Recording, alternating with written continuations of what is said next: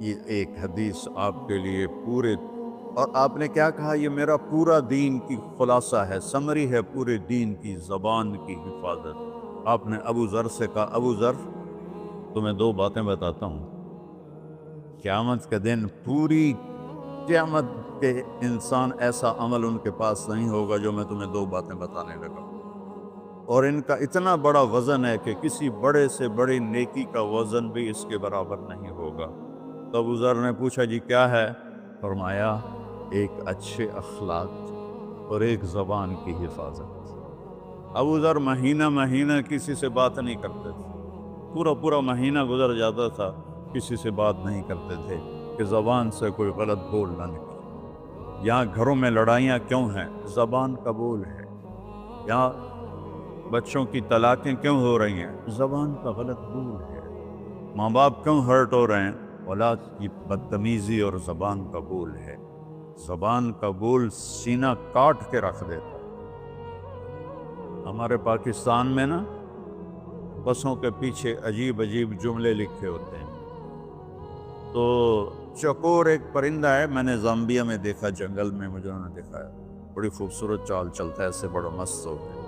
تو جب کوئی نئی بس ہوتی ہے تو اس کے پیچھے لکھا ہوتا ہے ویٹ ڈور چکوری دی۔ تو چکوری کی چال دیکھو، بس کو چکوری بنا دیا اور چکوری جا رہی۔ جب پرانی ہوتی ہے تو لکھا ہوتا ہے ہارن دے کر پاس کرے، جب تھوڑی اور پرانی ہوتی ہے تو لکھا ہوتا ہے یا پاس کر یا برداشت کر، اور جب وہ اور پرانی ہوتی ہے تو اس کے پیچھے ایک ملنگ بنا ہوتا ہے، لکھا ہوتا ہے نا چھیڑ ملنگان۔ یہ تو فضولیات ہیں، اب میں اصل بتاتا ہوں۔ تو میں سفر میں تھا اور پڑھ رہا تھا، تو میں پڑھتے پڑھتے تھک گیا، میں نے کتاب بند کی، تو ہم ایک بس کو کراس کر رہے تھے، تو اس کے پیچھے ایک جملہ لکھا تھا، وہ آپ کو سنا، لکھا ہوا تھا دل، اس کے آگے لکھا تھا برائے فروخت، for sale, heart for sale, نیچے لکھا تھا قیمت، آگے لکھا تھا ایک میٹھا بول، ایک میٹھا بول۔ اور میٹھے بول پر اپنے ماں باپ کے دل خرید سکتے ہیں، بھائیوں کے بہنوں کے خرید سکتے ہیں، بیگم کے خرید سکتے ہیں، بیگم خامند کا خرید سکتی ہے، بچوں کا دل آپ خرید سکتے ہیں، بچے ماں باپ کا دل خرید سکتے ہیں۔ اور اللہ نے مجھے 2 دفعہ یوں دنیا پھرائی ہے، ایسے 100 کے قریب ملکوں میں اللہ مجھے لے کر گیا ہے، نمازی بھی بہت، مسجدیں بھی بہت، حاجی بھی بہت، داڑھی والے بھی بہت، پگڑی والے بھی بہت، لیکن اس کو سنبھالنے والا ملتا ہی کوئی کہ جو اس پہ قابو پاتا ہو۔ آپ کی لائف بیوٹیفل نہ ہو تو مجھے کان پکڑا دے، کیوں کہ میں نبی کے وعدے کے پر بات کر رہا ہوں۔ تو معاذ کہنے لگے یا رسول اللہ زبان کے بول پر بھی پکڑ ہوگی؟ میں کہا تیرا بھلا ہو جائے، سب سے زیادہ جہنم میں گرانے والی زبان ہوگی، زبان ہوگی۔ ایک حدیث ایک اور سناتا ہوں مختصر کر کے، کیونکہ 20 منٹ پر مجھے بات ختم کر۔ آپ نے کہا انس میرے بیٹے، میری ایک بہت گریٹ سنت ہے، گریٹ، یہ لفظ پوری حدیث میں کہیں نہیں سوائے اس ایک جگہ کی، میری ایک بہت گریٹ سنت ہے، بہت، یہ داڑھی بھی سنت ہے، یہ پگڑی بھی سنت ہے، یہ سفید، میں سفید لباس اس لیے پہنتا ہوں، میرے نبی کو پسند تھا، میں کوئی کلر والا نہیں پہنتا، سنت ہے، لیکن گریٹ سنت، گریٹ سنت صرف ایک جگہ پر ہے جو میں ابھی آپ کو بتانے لگا ہوں۔ میرے بیٹے انس، میری ایک گریٹسٹ سنت ہے، اگر تو نے اس کو پورا کر دیا تو جنت میں نہیں جائے گا، جنت میں میرا نیبر بن جائے گا۔ تو جنت تو بہت چھوٹی چیز ہے نبی کے نیبر کے سامنے، تو میرا نیبر بن جائے گا۔ پتہ ہے آپ کو کہ بڑی چیز کی قیمت بھی بڑی ہوتی ہے۔ تو پھر کہا بیٹا اس سنت کو کرتے ہوئے تجھے تھکنا پڑے گا، تو تھکے گا، اور ساری زندگی تمہیں کوشش کرنی داڑھی تو ایک دفعہ رکھ لی ہے، اب تیل لگا لیا، تھوڑا ٹرم کر لیا، لیکن بیٹا میری اس سنت کو پورا کرتے ہوئے تیرے پسینے نکلیں گے، ساری زندگی کرنا پڑے گا۔ یا بنیا ان استطعت او قال ان قدرت ان تصبح وتمسي وليس في قلبك غش لأحد فافعل ثم قال يا بني وذلك من سنتي فمن أحب سنتي فقد أحبني ومن أحبني كان معي في الجنة. میرے بیٹے زور لگے گا، صبح شام تھکو گے، کیا کرنا ہے یا رسول اللہ؟ کہ اس دل میں سب کی نفرت نکال دو. مسلم نہیں کہا کہ اس دل سے مسلم کی نفرت نکال دو، کہ اس دل سے سب کی نفرت نکال دو. غیر مسلم بھی، ہم تو بریلوی دیوبندی شیعہ سنی اتنی نفرت میں ہیں کہ جیسے سارے جہنمی اور صرف ہم جنتی ہیں. اللہ سے معاملہ ہے اور اللہ کریم ہے، مہربان ہے. پتہ نہیں کس بات پہ معاف کر دے، پتہ نہیں کس بات پہ بخشش ہو جائے. ہماری نور جہاں، اللہ اس کی درجے بلند کرے، ساری زندگی گاتی رہی. وہ گانا عورتوں کا کوئی حلال کام تو نہیں ہے، لیکن 27 رمضان جمعہ کی رات اس کا انتقال ہوا، اور جو رمضان میں مرتا اس کا حساب نہیں ہوتا. جو جمعے کی رات کو یا جمعے کو مرتا ہے اس کا حساب نہیں ہوتا. اب مجھے بتاؤ اللہ کو کیا اس میں پسند آیا؟ کبھی کسی کے گناہ کو دیکھ کر اس سے نفرت نہ کر، کبھی کسی کی برائی دیکھ کر یہ تو چھوڑو اس کو، تو وہ تو انسان ہی نہیں ہے. بس اپنے من میں ڈوب کر پا جا سراغ زندگی، تو اگر میرا نہیں بنتا نہ بن اپنا تو بن. تو میرے نبی نے فرمایا بیٹا اس دل کو صاف کر. ایک بات اور یاد رکھو، دنیا میں نیگیٹیوٹی ہمیشہ زیادہ رہے گی، ہمیشہ، اور پازیٹیوٹی ہمیشہ کم رہے گی.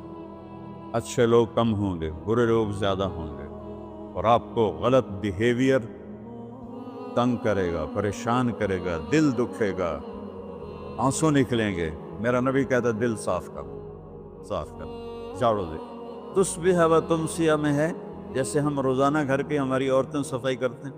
یہاں تو آپ خود بھی برتن صاف کرتے ہو، تو عورتیں بھی کرتے ہیں، آپ بھی کرتے ہو، جھاڑو بھی دیتے ہو، سارے کام کرتے ہو. یہ کدھر ہے وہ آصف، اس نے مجھے میں بیک میں بٹھایا، نئی خریدی تھی انہوں نے، تو کہنے لگا مولانا یہ پتہ نہیں 3 لاکھ پاؤنڈ کی ہے کہ 1.5 لاکھ کے 2 لاکھ، کوئی لاکھوں میں ہی تھا. میں نے کہا اس میں پیٹرول کون ڈالتا ہے؟ وہ تو ہم خود ڈالتے ہیں. اور ڈرائیو کون کرتا ہے؟ کہ ہم خود کرتے ہیں. میں نے کہا پھر ہماری سزوکی اچھی ہے، ہم نے 3 ڈرائیور رکھے ہوئے ہیں، پیٹرول گیس پمپ والے ڈالتے ہیں، ہم آرام سے پیسے دیتے ہیں، نہ ہمیں میٹ دھونے پڑتے ہیں، نہ گاڑیاں دھونی پڑتی ہیں، ہمارے ڈرائیور ہماری گاڑیاں دھوتے ہیں. چاہے ہماری سزوکی ہے وہ تیری میں بیگ سے زیادہ اچھی ہے.